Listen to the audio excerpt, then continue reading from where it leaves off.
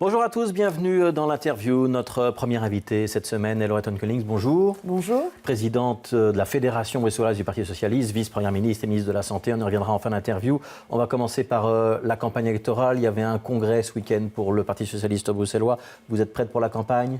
Voilà, je voudrais en profiter pour remercier toutes celles et tous ceux qui ont travaillé sur un programme. Vous savez, c'est un travail incroyable. Et nous, c'est environ 5000 militants qui ont travaillé véritablement pendant des semaines et des semaines pour construire un programme concret, précis, pour les Bruxellois d'aujourd'hui. Donc je veux leur dire un grand merci. Et hier, ça a été effectivement une très grande réussite et un très grand succès. Alors on va voir un petit peu ce qu'il y a dans ce programme. Si j'ai bien compris, le développement de Bruxelles, ça passe par 13 pôles de développement, 13 quartiers du futur. Mais oui, puisque entre 2000 et 2020, la population bruxelloise aura grandi de 300 000 habitants. C'est énorme, c'est l'équivalent de certaines grandes villes. Donc il y a de plus en plus d'habitants. Il faut absolument des nouveaux quartiers, donc 13 nouveaux quartiers, où il y aura des pôles de développement économique, c'est important tout de même, notamment pour l'emploi, mais également du logement, des crèches, des écoles. Donc c'est des quartiers mixtes, hein. Donc il y a la zone du canal, il y a le parc Josaphat, Reyers, les quartiers de la prison Saint-Gilles-Forêt. Scarbeck Formation pour la logistique, le plateau du Ezel avec Néo, absolument. Est-ce que ça ne manque pas d'un grand projet, comme par exemple la couverture de la petite ceinture pour rendre de l'espace et les espaces verts aux Bruxellois à votre programme ? Je dirais que ça c'est un peu méprisé, je crois, les Bruxellois. Pourquoi ? On parle comme ça d'un rêve pour dans 100 ans, d'éventrer Bruxelles et faciliter finalement la vie des nafteurs. Il faut parfois avoir des grands projets pour avoir un peu de souffle et de vision d'avenir. Moi, mon grand rêve pour Bruxelles, c'est notamment qu'on puisse avoir dans cette région le plein emploi et le bonheur dans tous les quartiers. Alors, je voudrais vous interroger sur le logement. Si j'ai bien lu, 35 000 logements qui pourraient sortir de terre avec des initiatives privées et 6 500 avec des initiatives publiques, 1 300 logements publics par an, si j'ai bien lu le programme. On va réussir à tenir ces engagements alors que dans le passé, à chaque fois que la région annonçait un programme, on n'aboutissait jamais en fin de législature. D'abord, on a dit tout de suite que les pouvoirs publics seuls ne pourront pas. C'est clair qu'il faut soutenir les propriétaires privés, qu'il faut soutenir les promoteurs qui jouent le jeu pour qu'ils construisent du logement. C'est notamment pour ça que dans ces quartiers dont je vous ai parlé, les 13, on prévoit à chaque fois du logement. Donc il y aura des places. Dans le passé, la grosse difficulté, c'est qu'on prévoyait de construire du logement et puis dans toutes les communes, c'était pas chez moi. Là, à partir du moment où on a des zones dédicacées à une nouveauté qui est un pôle de développement avec du logement, on pourra avoir la certitude que des places existent pour la construction de logements publics, de logements sociaux et de logements notamment pour la classe moyenne. Oui, comment vous allez donner confiance aux promoteurs privés ou aux propriétaires privés alors que dans votre programme, il y a aussi l'idée qu'on va peut-être contrôler les loyers et qu'on va réquisitionner les logements vides. Ça ne va pas inciter les investisseurs à vous suivre, ça ? Alors d'abord, des soutiens fiscaux. Donc il faut véritablement soutenir fiscalement ceux qui investissent à Bruxelles, qui construisent. La question du loyer, c'est une autre question. Puisque pour beaucoup de propriétaires, il n'y a pas de problème lorsqu'ils proposent un logement décent à un prix convenable. Ce que nous refusons, et on le dit clairement dans le programme, c'est la spéculation immobilière. C'est laisser parfois des immeubles à l'abandon, dans des conditions déplorables.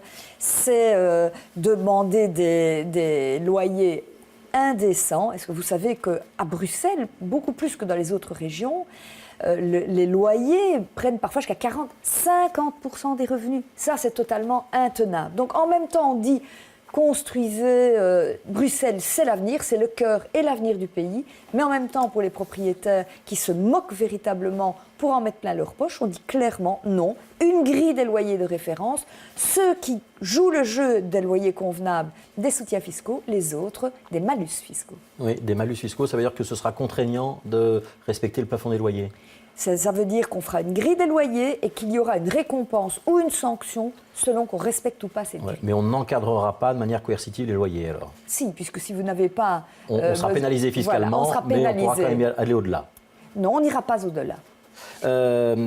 Les transports, si j'ai bien vu, vous voulez un service fluvial entre Anderlecht, Neder-Overhembeek et Schaerbeek. Ça a marché, ça, Loreton Collings? C'est pas un gadget? Non, il y a une expérience privée qui était assez il y a eu une expérience lancée par Brigitte Brouwer, entre Bruxelles et Vilvoorde. Et on voudrait maintenant reprendre. Alors, évidemment, c'est une proposition parmi d'autres. Ce que l'on veut, c'est multiplier le transport, les possibilités de transport public. Donc on a reparlé du métro, vous savez combien je me suis battue pour avec la liaison vers métro. Scarbeck et voilà, vers, oui. Exactement, et si possible continuer vers sur les rails, théoriquement maintenant. C'est sur les rails, il faut accélérer, mais surtout pour la STIB notamment, c'est multiplier la fréquence des bus, élargir les plages horaires le soir et le week-end, avoir des proxybus électriques dans les quartiers. C'est quoi les proxybus électriques? C'est vraiment l'idée proposée par Yvan Mayer. Exactement, qui desservent un quartier particulièrement dense, et on les voit comme des proxybus électriques. C'est aussi travailler beaucoup plus avec la STIB pour les déplacements vers l'école. On utilise trop la voiture pour amener les enfants à l'école et les rechercher. Donc si là, vous imaginez un système de ramassage scolaire qui serait géré par la STIB. Performant. C'est ce que je souhaite. Ouais. Comment on fait pour avoir des taxis moins chers? Des taxis sociaux. Ça existe dans d'autres grandes capitales. Donc, c'est notamment en fonction de la taille des taxis, des possibilités de soutien. Donc, on aura deux systèmes de taxis à Bruxelles à l'avenir. C'est possible, comme ça existe ailleurs. Les taxis noirs et jaunes de Brigitte Grovels et les taxis rouges de Greton Collins. Oh non, je n'ai pas dit qu'ils seraient rouges nécessairement. Je dis simplement que des taxis sociaux, ça peut être aussi l'occasion pour toute une série de personnes qui ne prennent pas le bus d'envisager un transport plus collectif. Un mot sur l'emploi. Donc, on a bien entendu toutes les propositions sur l'emploi des jeunes. Ça va dans le bon sens, toutes les propositions qui sont sur la table, et notamment la garantie jeune lancée à Bruxelles? Écoutez, la région de Bruxelles-Capitale offre de l'emploi à toute la Belgique. Mais malheureusement, le taux d'emploi ici à Bruxelles est trop peu important. Donc, il faut vraiment relocaliser l'emploi. Il faut que les Bruxellois puissent beaucoup plus aller vers cet emploi. Est-ce que vous savez, par exemple, que dans les emplois techniques, pour lesquels on ne doit pas faire nécessairement des grandes études universitaires. Sur 36 000 emplois à Bruxelles, seulement 6 000 sont occupés par des Bruxellois. Donc ça ne va plus. Ce que l'on prévoit dès lors, c'est la garantie jeune. Dès qu'un jeune sort de l'école, un stage rémunéré, une formation ou un emploi, on poursuit par des contrats d'insertion si les jeunes n'ont toujours pas trouvé d'emploi après leur formation, c'est-à-dire un contrat de travail, un vrai, pendant 1 an. Et pourquoi on y croit? Parce qu'on voit que quand il y a des formations, quand il y a un premier pas dans l'emploi, généralement, l'emploi se poursuit naturellement. Et pour ce contrat d'insertion, les employeurs privés vont jouer le jeu? Ils auront surtout des aides, 50% du salaire pris en charge par les pouvoirs publics. Alors, il nous reste 3 minutes. On vient de parler de 3 grands axes politiques, l'emploi, les transports, le logement. Je voudrais que vous me donniez le bilan de l'Olivier et des ministres concernés, le bilan de Christos Zoulkeridis en logement. Il a bien fait son travail ou pas? Je trouve que ce gouvernement a bien travaillé. Vous avez remarqué que parfois l'Olivier, notamment en région wallonne, était porteur de tensions. Ici, à Bruxelles, l'Olivier est vraiment une réussite. Donc, bilan de Christos Zoulkeridis. Il y a un travail, il y a tout à fait un bon travail qui a été réalisé. Maintenant, il faut aller beaucoup plus loin en matière de logement. Mais vous savez, en matière de logement, il faut aussi compter avec le travail et parfois les immobilismes dans les communes. Bilan de Céline Frémaux en matière d'emploi. Voilà, elle a notamment répondu à notre appel pour commencer tout le débat et le travail concret sur la garantie emploi jeune, donc j'en suis heureuse. Ouais. Bilan de Brigitte Grovels en matière de mobilité. Il y a des choses avec lesquelles on est d'accord ou pas d'accord, mais comme je le dis, l'ambiance au gouvernement régional est bonne. Et donc, si je vous comprends bien, on reprend les mêmes, on recommence. Ah, et en matière d'Olivier, vous savez, on verra, il y a quand même quelque chose qui n'est pas une formalité, c'est le vote des Bruxellois le 25 mai prochain. Oui, si le MR est devant le PS, est-ce que le PS accepte de monter dans une majorité avec le mouvement réformateur en lui laissant la ministre-présidence? Bruxelles, je crois, a vraiment besoin de force et de sérénité. Quand vous voyez au niveau du MR où ils se lancent des missiles les uns sur les autres, je ne suis pas tout à fait certaine que Bruxelles ait besoin de cette bagarre continuelle. Elle a besoin de force, de stabilité, de sécurité. Et avoir des opinions différentes, ça n'existe pas au PS? En tout cas, nous les gérons mieux, c'est-à-dire que nous travaillons sur le dialogue et nous aboutissons à des compromis. Alors, je voudrais m'adresser à la ministre de la Santé, qui a sûrement lu le journal Le Soir ce matin avec une étude de test achat, qui dit qu'il y a 400 médicaments sur les un peu plus de 4000 qui sont sur le marché en Belgique, dont l'efficacité est douteuse, et une petite centaine qui seraient même contre-indiquées en raison des effets secondaires.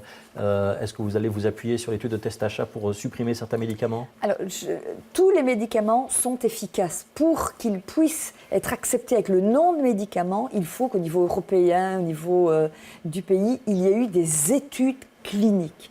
Mais un médicament, c'est évidemment quelque chose d'important, mais c'est aussi un risque. Tous les médicaments sont des risques. C'est pour cela qu'en matière de santé publique, nous faisons des grandes campagnes pour dire les médicaments ne sont pas des bonbons. Le gros problème, c'est l'automédication. On va dans les pharmacies et alors qu'il n'y a pas de prescription pour des médicaments en vente libre, on en prend pour un oui, pour un non, parfois vraiment à très mauvais escient.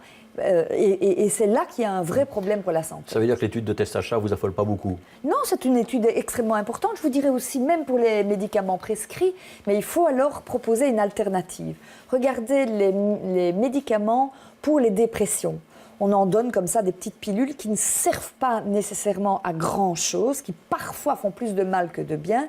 Mais pour pouvoir diminuer le nombre de médicaments, il fallait reconnaître la psychothérapie, ce que nous faisons pour le moment au niveau fédéral. Merci Laura Tonkelings d'avoir été l'invitée de l'interview. Dans un instant, c'est la météo avec Alexandra Romer.